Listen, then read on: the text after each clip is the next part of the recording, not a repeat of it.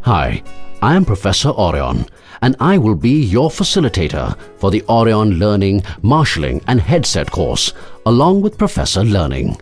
Hi everyone, I'm Professor Learning. As part of this course, we will learn the following. 1. Marshalling signals and guiding the aircraft to its parking slot. 2. Pushback operations with tow bar and tow truck. 3. Pushback operations with tow bar-less tow truck.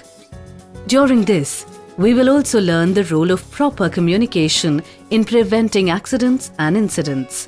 Well, Professor, the aircraft has just come in. So, should we start the class? Yes, Professor. As you can see, the aircraft has reached the exit ramp and is now ready to be brought to the parking bay, and the person responsible for this is the marshaller. And now, the captain has seen the marshaller and starts steering the aircraft towards him. The captain seems to have drifted a little to the right. But there is no harm done, as the marshaller safely signals him back to the correct position. The marshaller signals the captain to slow down as the aircraft reaches the gate. And there's a stop signal. But of course, his job is not done yet. He is waiting for the ground staff to put the chocks in, and once that is done, he signals the captain. The captain acknowledges. And now, the marshaller asks the captain to put the aircraft brakes on and waits for the captain to acknowledge that it is done. Finally, the marshaller signals to the captain to cut engines, and only after he receives the acknowledgement does he salute the captain, signaling that his job is done, and leaves the apron. Well, Professor, that was an easy introduction to marshalling.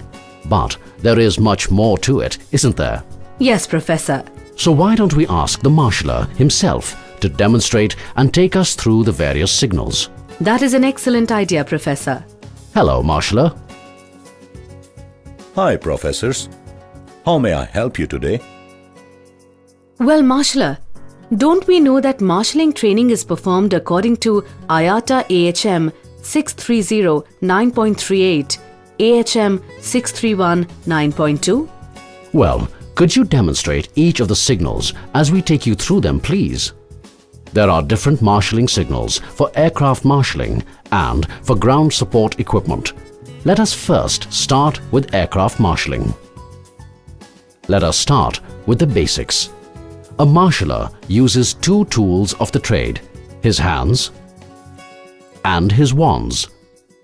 In the night, the wands can be illuminated ones for proper visibility. The important things for any marshaller to remember are: check that the wands are in serviceable condition. Be present at the gate at least 15 minutes prior to aircraft arriving. Ensure that the equipment restraint area is clear of any obstructions. Now, let's take a look at the marshalling signals. When the aircraft is approaching the parking bay, the marshaller stands at the gate and holds his wands up to identify both the marshaller and the gate.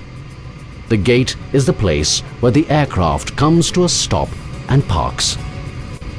Once the aircraft is on the yellow line in the center, the marshaller indicates that it should continue to taxi straight ahead by bending extended arms at elbows and moving them up and down from waist to head.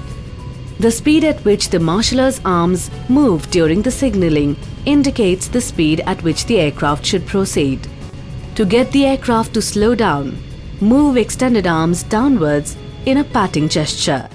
When the marshaller wants the aircraft to move to his left, he extends the left arm with the wand at 90 degrees to the body and gives the come ahead signal with his right hand. And when the marshaller wants the aircraft to turn right from his point of view, with wand extended at 90-degree angle, he makes a signal with his left hand to come ahead. For a normal stop, the marshaller extends his arms and wands fully at a 90-degree angle to his sides and slowly moves them above the head until the wands cross.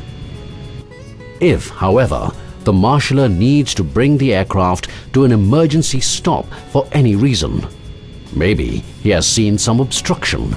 Then he abruptly brings his wands up and crosses them above his head. When the marshaller wants the aircraft to hold position for some reason, he extends his arms and wands downwards at 45 degrees to the sides and remains that way till the aircraft is clear for the next maneuver.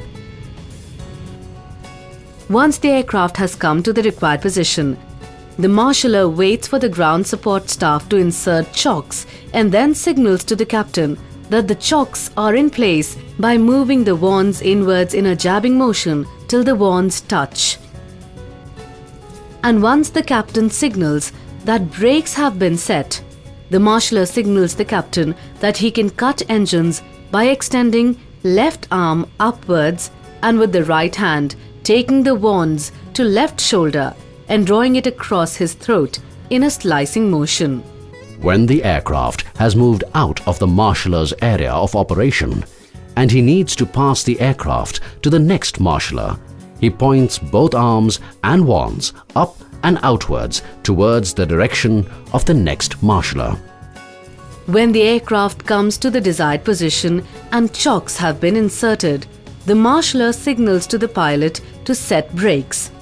He holds a hand up just above shoulder height and closes it in a fist and does not move till the pilot acknowledges that brakes have been set.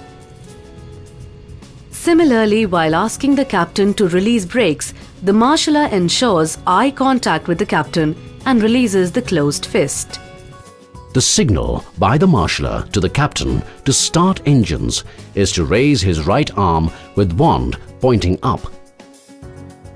In case the marshaller spots a fire somewhere on the aircraft, he continuously moves his right hand in a fanning motion from shoulder to knee while pointing the left wand to the area of the fire.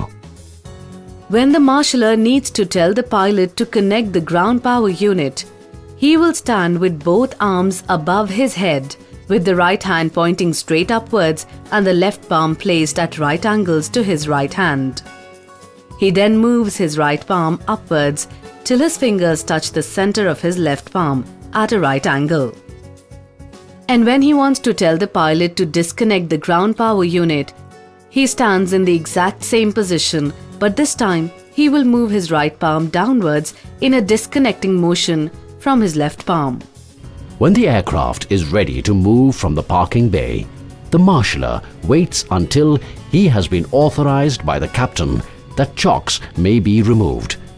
He confirms that ground support has removed the chocks from the aircraft wheels and then informs the captain by extending his arms and wands fully above his head, turning the wands outwards in a jabbing motion. Once all checks have been done and the aircraft is ready to taxi, the marshaller performs a standard military salute with his right hand or wand to send the aircraft on its way. Remember, we have to maintain eye contact with the flight crew till the aircraft has begun to taxi and only then leave our station. Besides this, we do have some standard communication signals which are the thumbs up, which indicates an affirmative or an all clear, and the thumbs down, which symbolizes negative.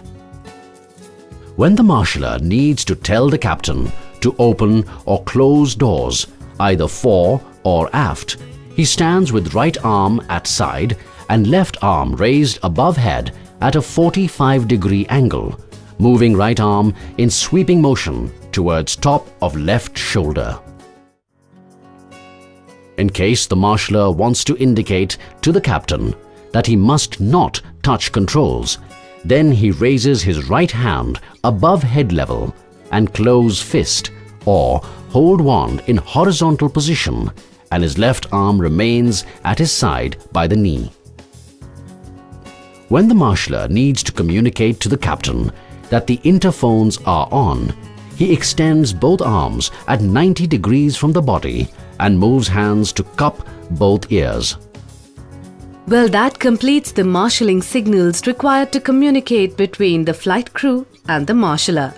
Let's take a break now and check our understanding of marshalling signals.